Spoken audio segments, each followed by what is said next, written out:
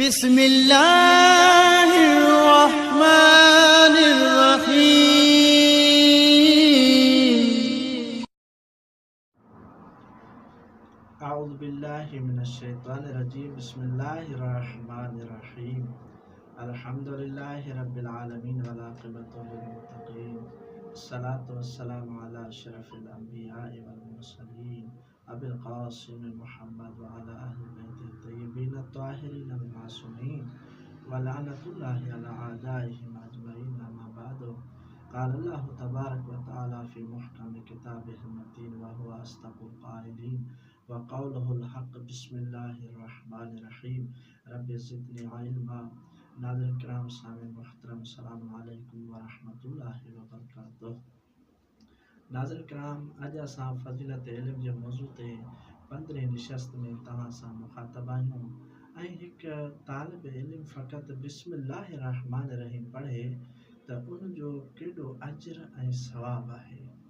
बस रसूल इस्लाम फरमाइनि था, इज़ा मातल इंसानु इनक़ता अमलुहु इल्ला मिन सलासिन। जॾहिं हिकु इंसान हिन दुनिया मां इंतकाल करे वञे थो त उनजो नाम अमाल बंदि थी वेंदो आहे। इल्ला मिन सलास, मगर टिनि शख़्सनि जे इल्मुन युंतफ़उ बिही, हिकु शख़्स इल्मु छॾे वञे ऐं उन इल्म मां इस्तिफ़ादो कयो वञे। औ सदक़तुन तजरी लहू, या सदक़े जारिया छॾे वञे इंसान। औ वलदुन सालिहुन यदउ लहू, ऐं वलद सालिह छॾे वञे।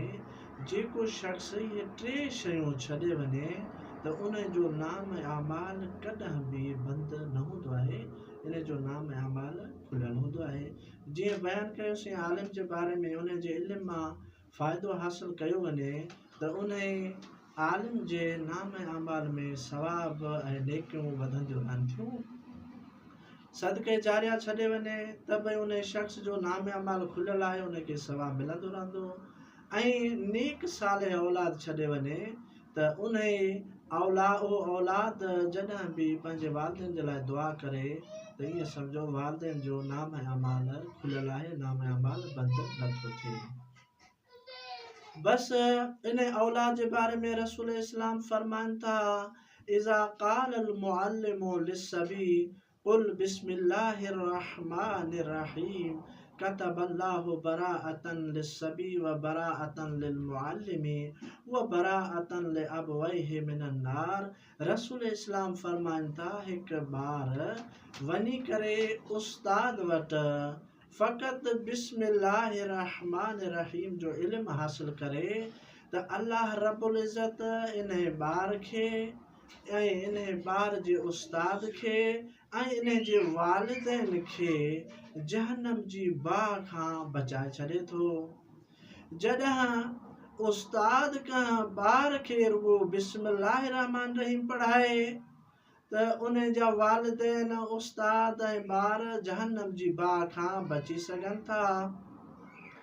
नाज़रीन, ख़ुदि बिस्मिल्लाहिर्रहमानिर्रहीम जी वॾी फ़ज़ीलत आहे। जेको बि कमु बिस्मिल्लाहिर्रहमानिर्रहीम सां शुरू कयो वञे उहो कॾहिं बि अधूरो न थींदो आहे।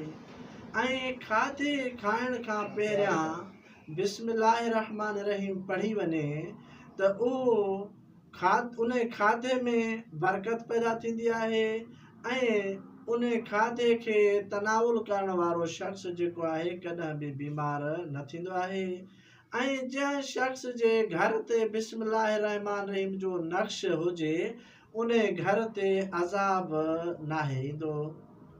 ऐं रिवायतुनि में मिले थो त घर जो दरवाज़ो बिस्मिल्लाहिर्रहमानिर्रहीम करे बंदि कयो वञे त उन में शैतान दाख़िल नाहे थींदो। ऐं इहो ॿार जॾहिं बिस्मिल्लाहिर्रहमानिर्रहीम पढ़े त उन वालिदैन जा गुनाह बख़्श थी वञनि था।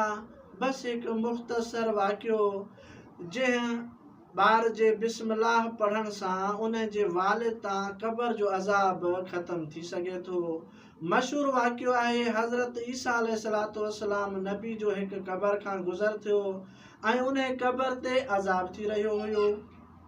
कुछ टाइम खां पोइ जॾहिं जनाब ईसा अलैहिस्सलातु वस्सलाम जो वरी उन क़बर खां वापसी थी, वरी गुज़र थियो त उन क़बर ते रहमत ख़ुदा वसी रही हुई। जॾहिं हज़रत ईसा अलैहिस्सलातु वस्सलाम खां इन अज़ाब जेको आहे रहमत में बदिलजी वियो, सबबु पुछियो वियो, त जनाब ईसा अलैहिस्सलातु वस्सलाम फरमायो त हिन साहिब क़बर जो फर्ज़ंद वञी करे मुअल्लिम वटि हिकु बिस्मिल्लाहिर रहमान रहीम जो इल्मु हासिल कयो अथसि, जंहिं बिस्मिल्लाहिर रहमान रहीम जी बरकत सां अल्लाह रब्बुल इज़्ज़त हिन जे वालिद ते क़बर जो अज़ाब ख़तम करे छॾियो आहे।